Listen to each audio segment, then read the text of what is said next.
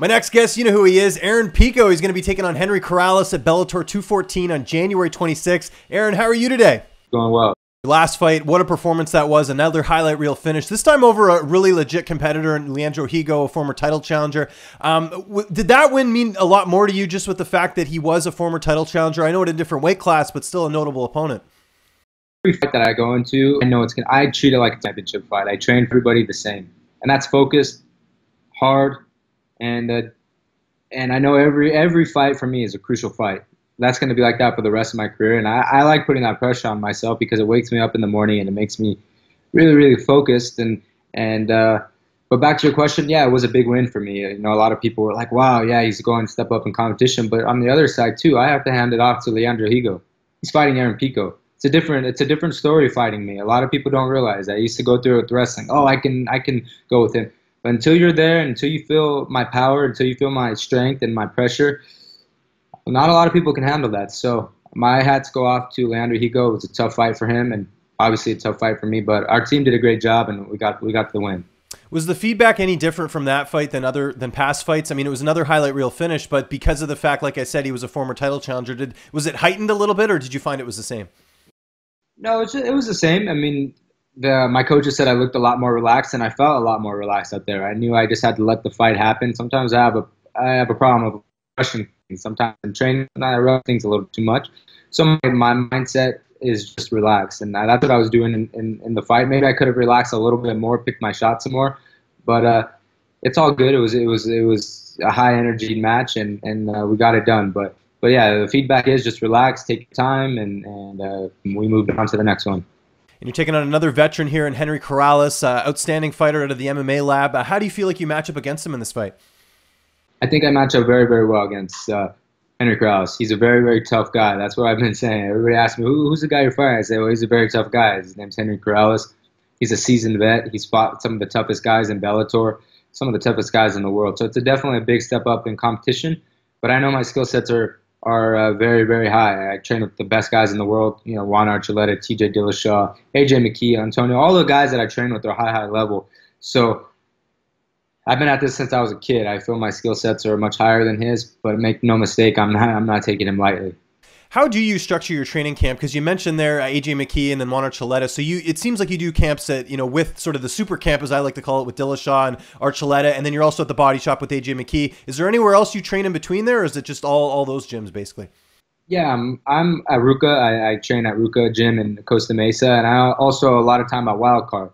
It's very hard though. I just have to structure my schedule, and it's very, very challenging sometimes trying to fit everything in, but I have a really good team. And like I said, we really do sit down at the table and say, okay, what can we do on these days? What can we do on these days? We need to rest and things like that. So we have a really good, plan going for this camp. It's because I like to train. That's what I enjoy doing. I train a little too much, and people say, got to calm down. So that's why I really have to sit at the kitchen table, literally sit at the kitchen table with my brother, with my dad, and my team, and say, okay, listen, this is what we need to do Monday through Friday, Monday through Saturday. Everything is scheduled. So, we have a good little program for me. It may not work for everybody, but it definitely works for me. How has it been with the fact that Juan is also on this card, and then you have Dillashaw, TJ Dillashaw, fighting the week before for his title? It must be good that you guys are getting ready at the same time for a fight. Yeah, it's been great this camp. Honestly, we've had a lot of great sparring partners. Dwayne Ludwig has been running some practices and doing some drills and stuff, and it's actually helped me out a lot.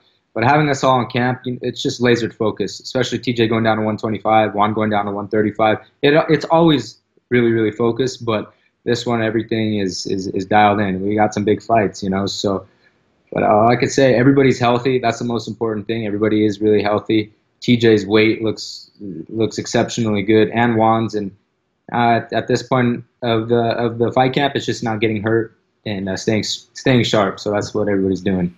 One of the things that makes TJ such a good fighter is that he's very cerebral. I think if you watch him fight, he's very technically, he's learned that from Dwayne and everywhere else he's sort of been training in the past. How much advice does he give you during your camp, and maybe step you aside and say, hey, you should try this or whatever? Is he sort of almost a bit of a mentor to you during camp?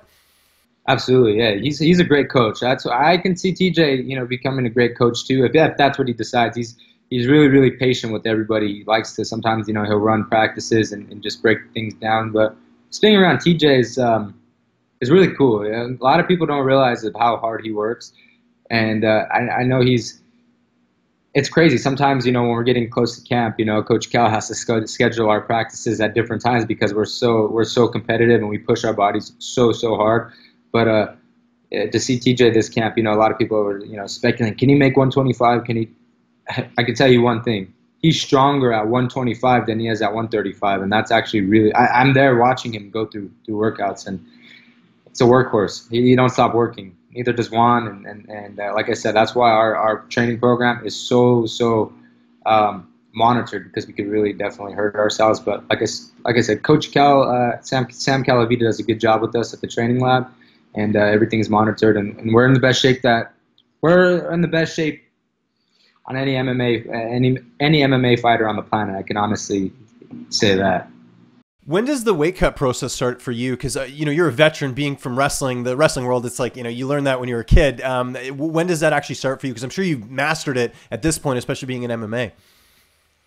James, to be honest with you, since I started working with Coach Cal, it's an all year process. Okay, gotcha.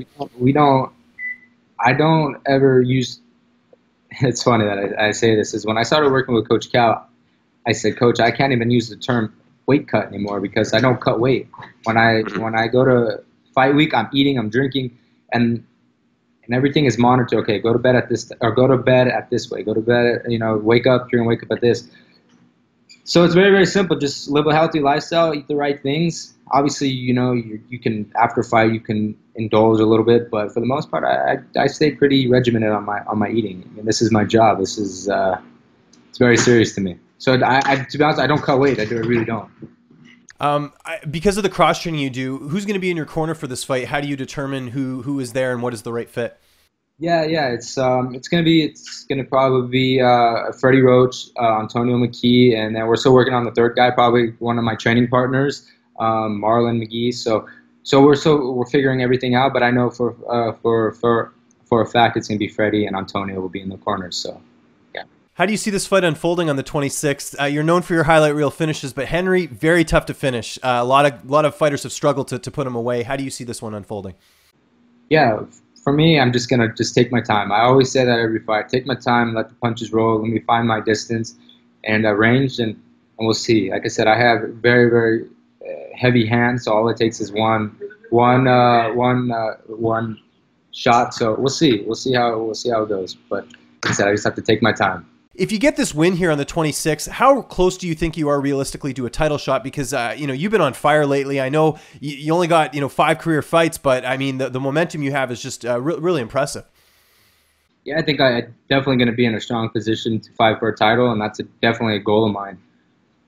But, sometimes that's it's not in my control. My control is to put on the dominant finishes like I've been doing, and then everything will take care of itself. But yeah, I think it definitely doesn't hurt me. Puts me in a really good position to fight for a title. Have you and AJ talked about potentially, because obviously AJ's close to a title shot as well. You guys are in the same division. Would he move up? Would you move? How would you figure that out if AJ did end up becoming the champion?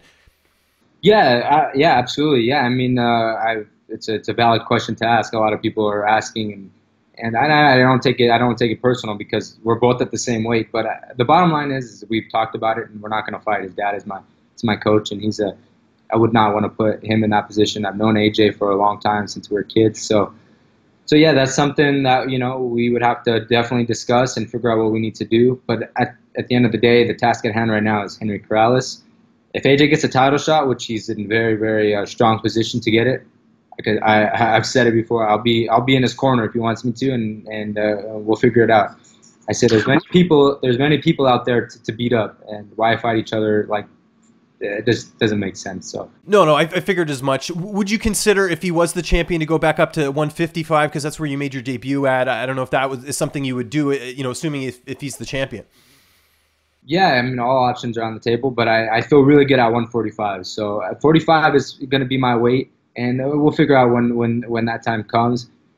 I always say, if I wake up and focus on what I need to do and become a good fighter, everything else will take care of itself. I know that for a fact. Last question before I let you go. People haven't noticed during this interview, very professional. I always like talking to you because you're very cerebral, especially in your interviews and everything like that. Do you get any downtime at all? Because I know you train. Like I said, I'm sure the coaches are like, "Hey, take some time off" and all that. What do you, aside from hanging out with the girlfriend? Because I'm sure that's on the table for sure. But are you watching any TV at all? Any video games? Anything at all to keep your mind off everything? To be honest with you, I don't do much. I train a lot, I do, but all my time is at the horse stables with my dogs, girlfriend, and my horse. That's all. That's all I pretty much do. Train and hang out with my horse. That's what I do. I know I always post on Instagram me riding my horse. I think people are like, "Dang, that's all he does." But yeah, I train and go hang out with my horse. Go out, go out to movies. Oh, that's one thing that I really love to do. I love to go to the movies. That's my favorite thing to do in the world is just go to the movies, and I actually want to go see one tonight. So see, yeah, that's actually a really fun thing for me to go to the movies. That's good. Well, I won't keep you, Aaron. Again, thank you so much for the time. It's always great talking with you. It is Bellator 214 coming up here January 26th. Just remind people where they can get a hold of you on social media, and if you have any sponsors or shout-outs, the floor is yours, sir. Yeah, no problem. Everybody can just follow me at Aaron Pico USA on Instagram and Twitter. So, well, my pleasure talking to you, James. Anytime I could talk for hours. So whenever you want, let me know.